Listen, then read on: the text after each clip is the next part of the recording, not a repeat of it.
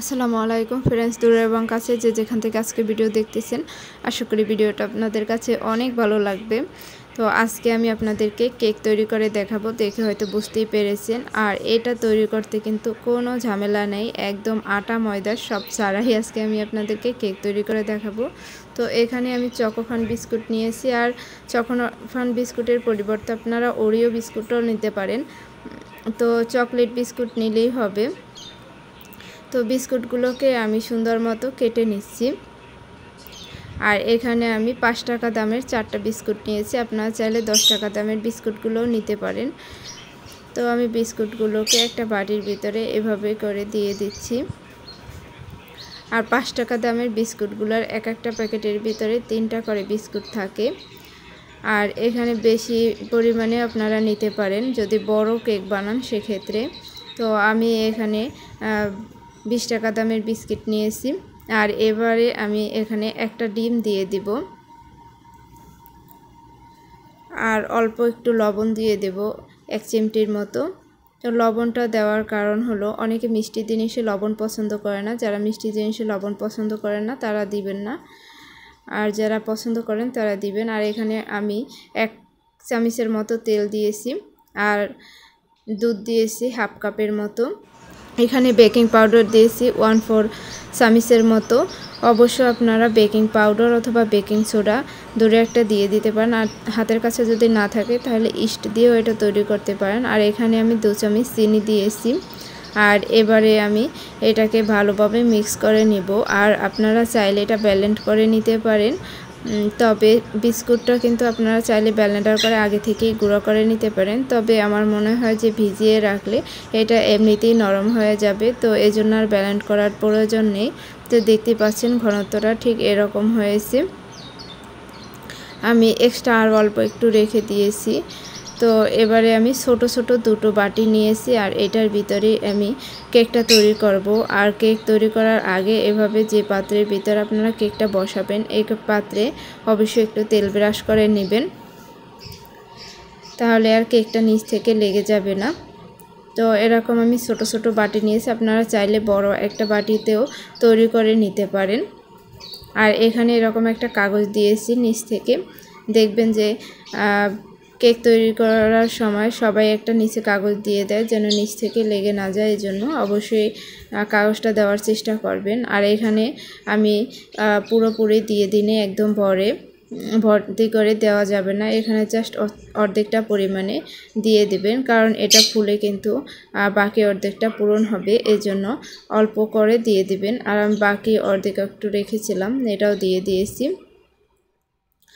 আর ঘনত্বটা ঠিক এরকম হবে, দেখে হয়তো বুঝতেই পেরেছেন। আসলে বিস্কুট দিয়ে কেক খেতে কিন্তু অসম্ভব বেশি ভালো লাগে, আপনারা চাইলে বাসায় এটা তৈরি করে নিতে পারেন। তো এবার কেক তৈরি করার জন্য আমি চলে গেলাম চুলায়। তো এবারে আমি একটা হাঁড়ি নিয়েছি, আর এখানে দেখতেই পাচ্ছেন নিচ থেকে দুটো কাগজ দিয়েছি, আর স্ট্যান্ড বসিয়েছি। এবারে একটা কেক এখানে বসালাম, আর একটা কেক আমি অন্য চুলায় বসিয়ে দেব, কারণ যেহেতু আমার দুটো চুলা আছে, তো দুটো চুলার ভিতরে আমি কেকটা ঝটপট করে তৈরি করতে পারবো। আর এখানে হাঁড়িটা বসিয়ে আমার যেহেতু আর একটা স্ট্যান্ড নেই, তো এখানে আমি আর একটা বাটি বসিয়ে তার উপরে এভাবে করে দিয়ে দিলাম কেকটা। তো এবার আমি একটা শক্ত জিনিস দিয়ে চাপা দিয়ে রাখলাম। তো এবার আমি 30 মিনিট পর চলে আসলাম, আর চুলার জালটা কিন্তু আমি মিডিয়াম টু লো হিটেই রেখেছিলাম। তো দেখি কেকটা ঠিক কীরকম হয়েছে। আলহামদুলিল্লাহ অনেক ভালো হয়েছে, মাশাল্লাহ। দেখছেন কতটা ফুলে গেছে। আমি এবার দেখাই যে আসলে কেকটা ভিতরটা সিদ্ধ হয়েছে কিনা, অর্থাৎ ভিতরে কাঁচা আছে কিনা। দেখতে পাচ্ছেন যে কাঠির ভিতরে কিন্তু নরম কোনো কিছু আসে না, তার মানে কেকটা একদম পারফেক্টভাবে হয়েছে, কাঠিতে কিন্তু কিছু আসে নাই। তো আমি চুলার জালটা একদম অফ করে দিয়েছি। আর অন্য একটা কেকের কাছে গিয়ে দেখলাম যে এই কেকটা এখন পর্যন্ত হয় নাই। তো এবারে এই কেকটা হওয়ার জন্য আমি আরও কিছু সময় অপেক্ষা করব, কারণ এই কেকটা একটু বড় ছিল এই কেকটার তুলনায়, এই জন্য এটা হইতে আর একটু সময় লাগছে। আর ঢাকনাটা এরকম ছিদ্র যদি থাকে তাহলে একটু বন্ধ করে দিবেন। তো এবারে দেখি যে কেকটা আসলে একদম ফুলে গেছে, তার মানে আমার কেকটা একদম পারফেক্টভাবে তৈরি হয়ে গেছে। তো আমি ঢাকনাটা খুলে একটু দেখে নিই যে আসলে কেকটা ভিতরটাও ভালো মতো হয়েছে কিনা। তো এই জন্য আবার কাঠি দিয়ে দিলাম, দেখলাম যে হয়েছে। আসলে কাঠির ভিতরে কিছু আসে নাই, তার মানে পারফেক্টভাবে হয়ে গেছে। তো আমি ঠান্ডা করার পর চলে আসলাম। আর আমি আপনাদেরকে আর একটা জিনিস দেখিয়ে দেব যে অনেকে ভাবে যে চুলায় যদি এভাবে তৈরি করে পানি ছাড়া অথবা বালি না দিয়ে, তাহলে মানে পাত্রটা পুড়ে যায় কিনা। দেখতে পাচ্ছেন পাত্রটা কিন্তু পুড়ে যায়নি, আসলে আমার হাইটে এরকমই ছিল। তো আর এটাও আমি আপনাদেরকে দেখাবো। আমি ঠান্ডা করার পরে চুলা থেকে এটাকে নামিয়ে নিলাম। আর ফ্রাই প্যানটা পুড়ে গেছে কিনা একটু আপনাদেরকে দেখিয়ে দিই। দেখেন একদম পুড়ে যায়নি। তো এবারে আমি পরিবেশনের জন্য চলে আসলাম। তো দেখে হয়তো অনেক লোভনীয় হয়েছে, বুঝতেই পারছেন।